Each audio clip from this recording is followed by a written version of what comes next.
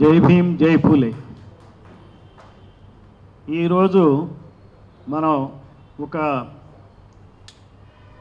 చారిత్రాత్మకంగా చూసుకుంటే చాలా బాధాకరమైన రోజు. దాదాపుగా 2.5 కోట్ల మంది బీసీలు ఉన్నటువంటి ఈ రాష్ట్రంలో ఎమ్మెల్సీగా ఉండి ఒక ఛానల్ నిర్వహిస్తున్నటువంటి వ్యక్తి, బీసీ ఉద్యమానికి కట్టుబడిన వ్యక్తి మల్లన్న మీద దాడి చేయటం అనేది అందరి బీసీల మీద చేసిన దాడి కింద లెక్క. ఇది ఎవరో మల్లన్న ఒక వ్యక్తిగా చూసేది కాదు, ఒక ఎమ్మెల్సీ కాదు. ఈ రోజున బీసీ వాదాన్ని తెలంగాణలో జరుగుతున్నటువంటి బీసీ సంఘాలు, ప్రజా సంఘాలు చేస్తున్న ఉద్యమాల ఫలితంగా ఆంధ్రప్రదేశ్లో కూడా బీసీలు ఎంతో స్ఫూర్తి పొందుతున్నారు. అటువంటి స్ఫూర్తినిచ్చేటువంటి బీసీ ఉద్యమం ఈ రోజున తెలంగాణలో సాగుతూ ఉంది. అంతటి ఉద్యమం ఉంది కాబట్టే ఈ రోజున ఈ ప్రభుత్వం 42% రిజర్వేషన్లకు ఒప్పుకుంది.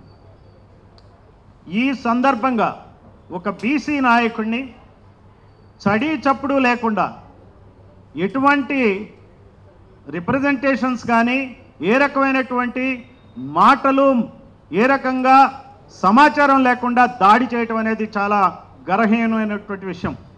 నిన్న కవిత దాడి తర్వాత ఇచ్చిన రిప్రజెంటేషన్ ఏదైతే కౌన్సిల్ చైర్మన్కి ఇచ్చిందో అది ముందే ఇవ్వాల్సి ఉండే.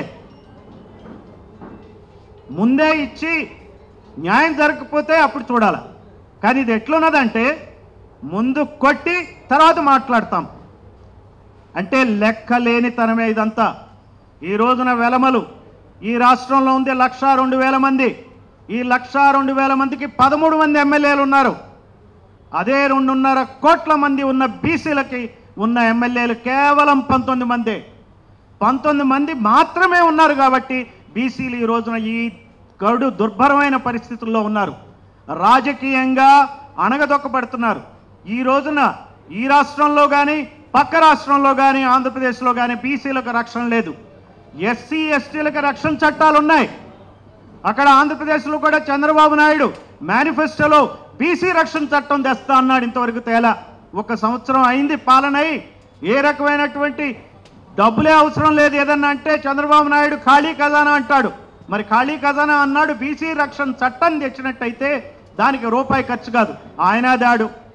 ఇక్కడ కూడా ఈ రోజున మల్లన్న గారి మీద దాడిని దృష్టిలో పెట్టుకుని, మీడియా మీద దాడిని దృష్టిలో పెట్టుకుని బీసీ సంరక్షణ చట్టం తేవాల్సిన అవసరం ఉంది. ఈ బీసీ సంరక్షణ చట్టం ఎప్పుడైతే తెస్తారో గ్రామాల్లో కానీ, వివిధ ఆర్గనైజేషన్లో కానీ, ఎక్కడైనా కానీ బీసీలకు రక్షణ దొరుకుతుంది. ఎవరైనా సరే దాడి చేయాలంటే 1కి 2 సార్లు ఆలోచిస్తారు. బీసీలందరూ ఉద్యమించాలా. ఖచ్చితంగా మనం రాజ్యాధికారం దిశగా ఎమ్మెల్యేల సంఖ్యను పెంచుకోగలిగిన నాడే, ఎమ్మెల్యేల సంఖ్య అసెంబ్లీలో పెంచుకోగలిగిన నాడే, రాజ్యాధికారం వచ్చిన నాడే బీసీలకు రక్షణ దొరుకుతుంది. అంతవరకు విశ్రమించేది లేదు. నాబోటి వాడు ఒక పోలీస్ ఆఫీసర్గా పనిచేసి నేను అన్ని రకాలైనటువంటి పరిస్థితుల్లో 2 రాష్ట్రాల్లో పనిచేసినటువంటి నేపథ్యంలో ఒక్కటి మాత్రం చెప్పగలను. ఈ రాష్ట్రాలు బాగుపడాలంటే, తెలుగు రాష్ట్రాలు బాగుపడాలంటే బీసీల సంఖ్య, ఎమ్మెల్యేల సంఖ్య అసెంబ్లీలో పెరిగినప్పుడే బీసీలకు రక్షణ దొరుకుతుంది. రాజకీయంగా పైకొస్తారు, ఆర్థికంగా పైకొస్తారు, సామాజికంగా పైకొస్తారు.